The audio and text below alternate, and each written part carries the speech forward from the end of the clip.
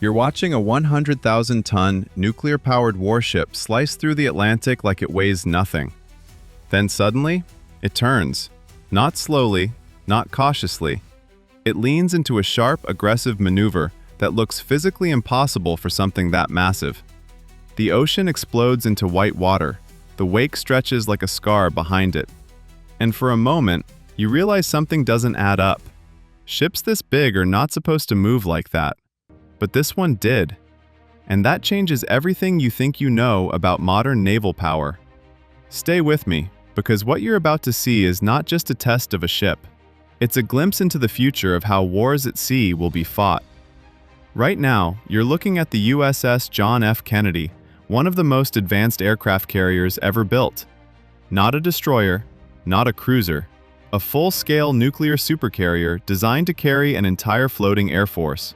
And when it finally entered the open ocean for the first time, it didn't just perform, it shocked everyone watching. Before we go deeper, I want to hear from you. When you see a warship like this in action, what's your first reaction? Drop it in the comments. I read them. This story doesn't start in the ocean. It starts more than a decade earlier, with steel being cut in a shipyard where only a handful of people on Earth truly understand what's being built. Back in 2015, construction began in Newport News, Virginia. This is not just any shipyard.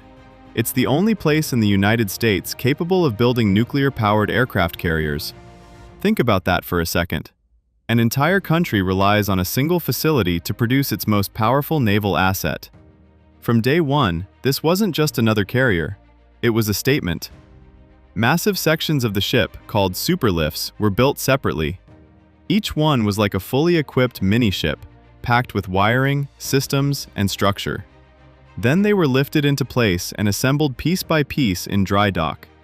It sounds efficient, and it is, but it also creates a level of complexity that pushes engineering to its limits. By 2017, the ship was halfway structurally complete. By 2019, it was officially christened. But behind the scenes, challenges were stacking up. Costs were rising. Systems were becoming more advanced, and timelines started to slip. Here's where things get interesting.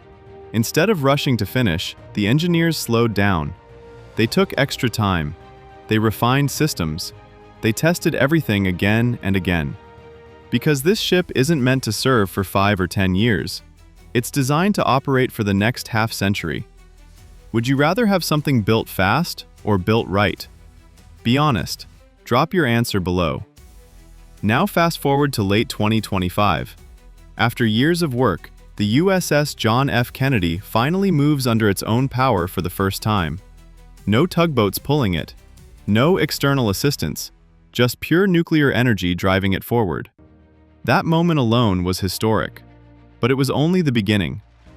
On January 28, 2026, the ship leaves port and heads into the open Atlantic. This is it. The first true test. What follows is 8 days of non-stop evaluation. Nearly 2,000 compartments inspected. Systems pushed to their limits. Engineers monitoring every vibration, every signal, every response.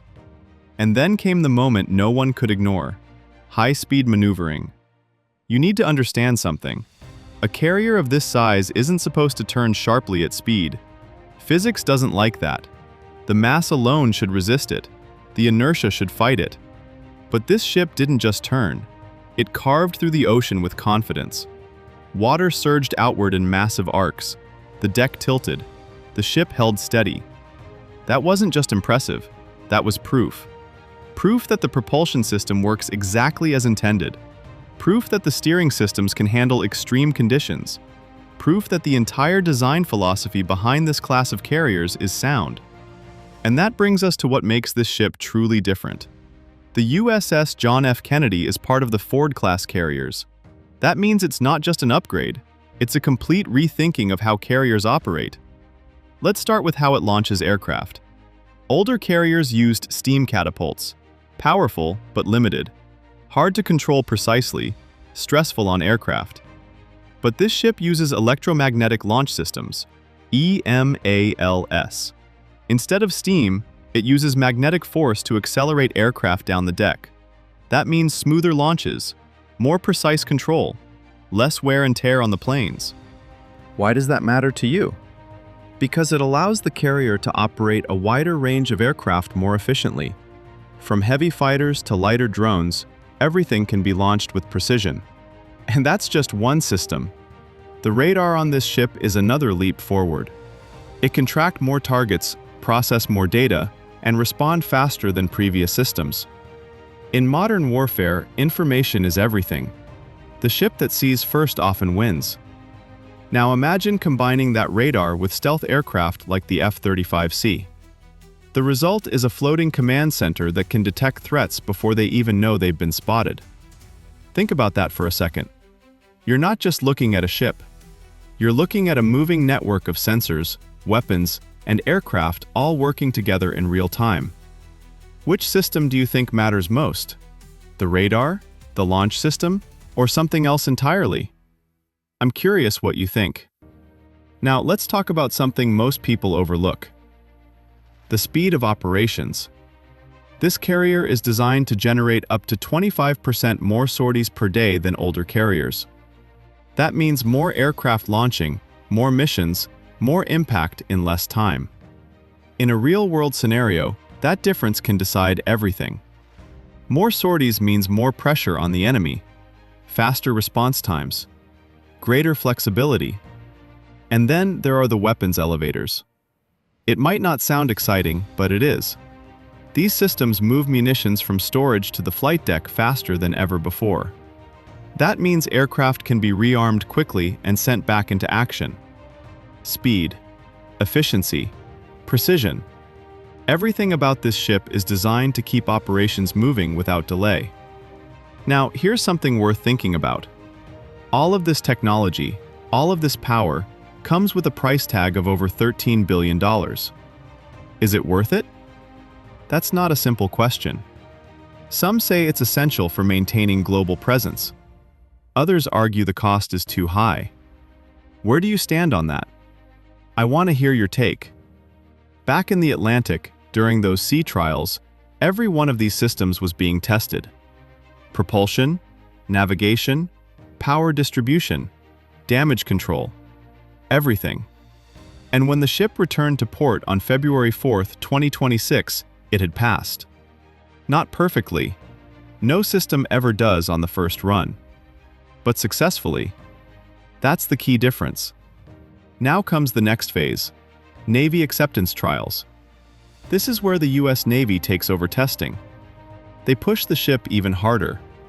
They evaluate it under their own standards. And only after that will it officially be delivered. The target? March 2027. That's when this ship is expected to join active service.